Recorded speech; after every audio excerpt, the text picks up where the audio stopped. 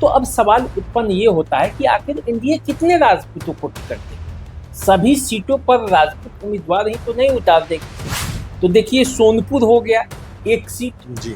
दूसरी सीट आप आइए तो बनियापुर, जहां से पिछले बार आरजेडी के प्रत्याशी केदारनाथ सिंह चुनाव जीते थे, प्रभुनाथ सिंह के भाई हैं। इस बार जनता दल यूनाइटेड के टिकट पर चुनाव लड़ना चाहते हैं।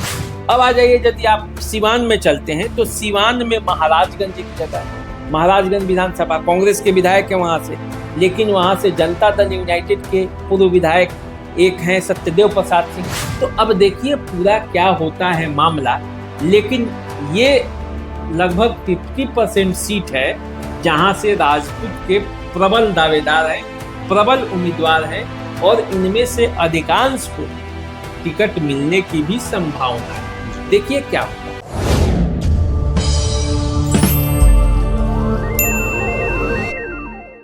नमस्कार, मैं अजय कुमार और आप देख रहे हैं द देसी अड्डा। देखिए, हमारे साथ एक बार फिर से जुड़ चुके हैं द देसी अड्डा के वरिष्ठ संपादक राकेश तिवारी। बिहार विधानसभा का चुनाव बिल्कुल करीब आ चुका है, गिनती के समय बच चुके हैं और सभी पार्टियां अपने प्रत्याशियों के नाम की चर्चा को लेकर मंथन में लगी हुई है। इसी बीच चर्चा है कि एनडीए भी 10 तारीख से अपने प्रत्याशियों की नाम की चर्चा या हरी झंडी दे सकती है। सारण प्रमंडल में कुल 24 विधानसभा के सीट है और इन 24 विधानसभा में एनडीए कितने राजपूत को टिकट देगी, आज हम इसी पर विशेष चर्चा करेंगे और जानने का प्रयास करेंगे राकेश तिवारी जी से। तो आइए जानते हैं राकेश जी से सारण प्रमंडल की राजनीति गतिविधि के बारे में। राकेश जी, क्या लगता है कितने राजपूतों को इस बार सारण प्रमंडल में टिकट मिलने वाला है? देखिए अजय जी, सारण जो है, सारण की 24 सीटों पर घमासान छिड़ा है जी। टिकटों के लिए मारामारी है। एनडीए में सबसे ज़्यादा घमासान है। एनडीए में सबसे ज़्यादा उम्मीदवार भी हैं, चाहते हैं कि हम चुनाव लड़ें तो हम चुनाव लड़ें। उसमें से भी आप देखेंगे तो जो सारण प्रमंडल की बनावट और जो विधानसभा क्षेत्र का जो राजनीति है, उसमें यादव, राजपूत, भूमिहार ये सबसे ज़्यादा सक्रिय रहते हैं राजनीति में। बिल्कुल। तो इस बार आरजेडी तो अपने कैंडिडेट तय करेंगी ही, लेकिन महागठबंधन के अलावे जो एनडीए है उसमें सीटों को लेकर सबसे बड़ा घमासान, राजपूत कैंडिडेट सबसे ज़्यादा आ रहे हैं। तो अब सवाल उत्पन्न ये होता है कि आखिर एनडीए कितने राजपूतों को टिकट देगी। सभी सीटों पर राजपूत उम्मीदवार ही तो नहीं उतार देगी। तो फिर सीटों का समीकरण कैसे होगा आगे, अन्य जातियों का क्या होगा, अन्य जातियों की भागीदारी का क्या होगा। तो देखिए, जिस तरह से बातें हो रही हैं उसमें सारण में 10 सीटें हैं, सिवान में जो है वो 8 सीटें हैं और गोपालगंज में 6 सीटें हैं। जी। तो सारण के 10 सीटों में से कितने सीटों पर राजपूत उम्मीदवार उतर सकते हैं, ये तो आने वाले समय में पता चलेगा जब टिकट की घोषणा होगी।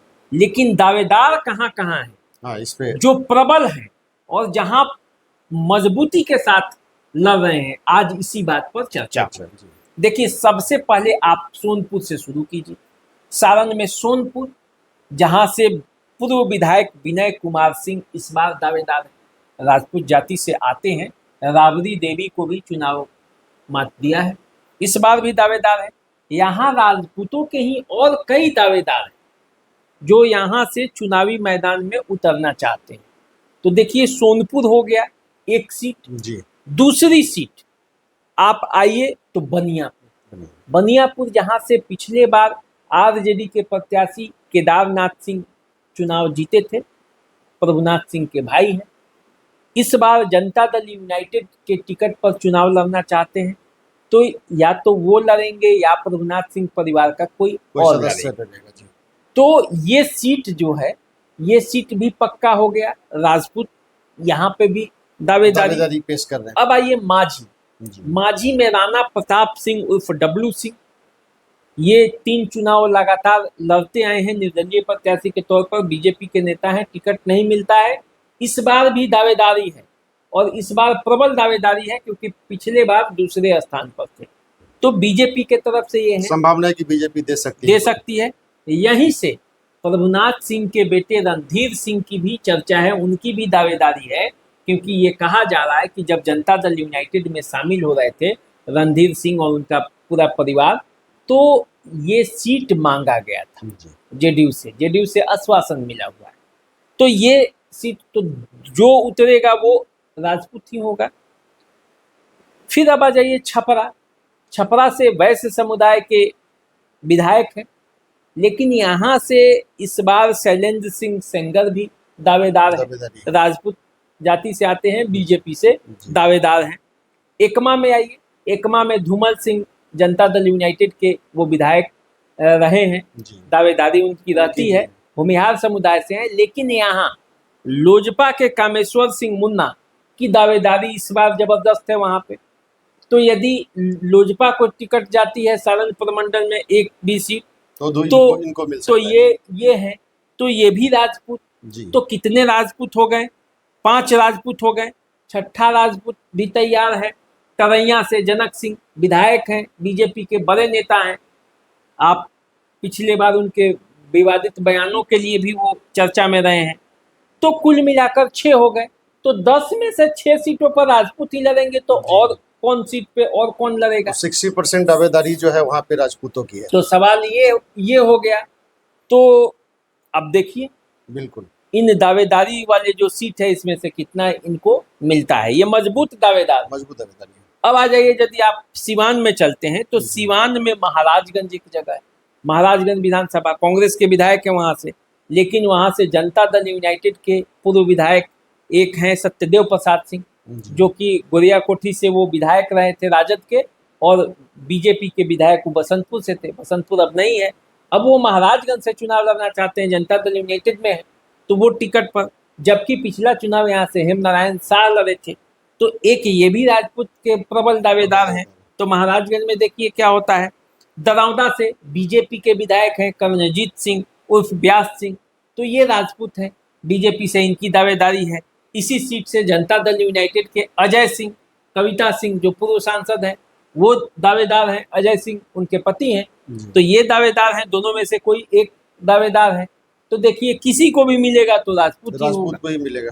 रघुनाथपुर आइए, रघुनाथपुर क्षेत्र जहां से पिछले बार मनोज कुमार सिंह दूसरे स्थान पर थे, इस बार जनता दल यूनाइटेड से पूर्व मंत्री विक्रम कुंवर दावेदार हैं। वहां से मनोज सिंह फिर दावेदार हैं। वहां से ये भी अजय सिंह भी दावेदार हैं कि यदि दरौदा सीट नहीं मिला तो रघुनाथपुर पार्टी उन्हें चुनावी मैदान में उतार सकती है। तो ये भी सीट हुआ। तो सिवान में ये 3 सीट है जहां प्रबल दावेदारी राजपूतों की है। इसके अलावा आइए, यदि आप गोपालगंज आते हैं तो गोपालगंज में जो है वो गोपालगंज सीट जो है वहां से कुसुम देवी विधायक हैं, वो सुभाष सिंह की पत्नी है। सुभाष सिंह अब रहे नहीं इस दुनिया में, वो भी राजपूत हैं। बरौली में राम प्रवेश राय विधायक हैं भाजपा के, वो भी राजपूत हैं, उनकी भी दावेदारी है। बैकुंठपुर से जनता दल यूनाइटेड के बड़े नेता हैं मनजीत सिंह, उनकी दावेदारी है। हालांकि ये सीट पिछले बार बीजेपी के कोटे में चली गई थी। मिथिलेश तिवारी बीजेपी के बड़े नेता हैं, वो चुनाव लड़ते हैं, इस बार भी उनकी दावेदारी है।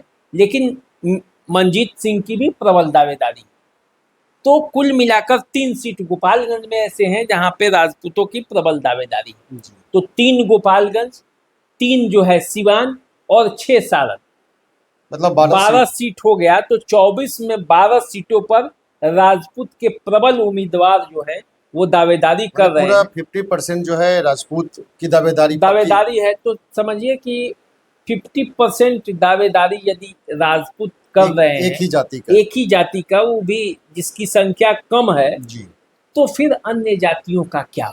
उसका कारण भी राकेश जी हो सकता है कि लोकसभा के चुनाव में भी देखा जाए और लोकसभा के जो नेता है वहां पर भी राजपूतों की दावेदारी जो है और नेतृत्व जो है वो बढ़ चढ़ के। तो देखिए राजीव प्रताप रूडी सारण से एमपी हैं, महाराजगंज से जो एमपी हैं वो जनार्दन सिंह सिग्रीवाल हैं।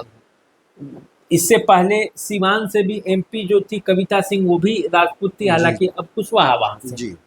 तो इस तरह से देखा जाए तो सारण में राजपूतों की धमक है, राजपूतों की चमक है, जी लेकिन अन्य जातियों के लिए भी सीटें तो चाहिए। चाहिए। अगर केवल राजपूत ही कैंडिडेट उतरेंगे तो उसका संदेश भी अच्छा नहीं जाता है, और ऐसे में जो सारंग की पूरा राजनीतिक फिजा है उसमें एनडीए के लिए नुकसान पहुंच एक सकता है। समीकरण भी, जो जातीय समीकरण बिहार में जिसको आप नकार नहीं सकते हैं, वो नहीं बन पाता है। तो देखिए ना, प्रशांत किशोर तो कही नहीं कि जिसकी जितनी हिस्सेदारी होगी उसको उतनी उतनी भागीदारी। भागीदारी देंगे। जी आरजेडी भी सवाल उठा सकता है, हालांकि आरजेडी भी वही करता है, सबसे ज्यादा यादवों को टिकट आरजेडी ही देती है सारंगपुर मंडल में। तो अब देखिए पूरा क्या होता है मामला, लेकिन ये लगभग 50% सीट है जहां से राजपूत के प्रबल दावेदार हैं, प्रबल उम्मीदवार हैं, और इनमें से अधिकांश को टिकट मिलने की भी संभावना है। जी। देखिए क्या होता है। तो देखा जाए तो सारण प्रमंडल में राजपूतों की धमक है, राजपूतों की चमक है।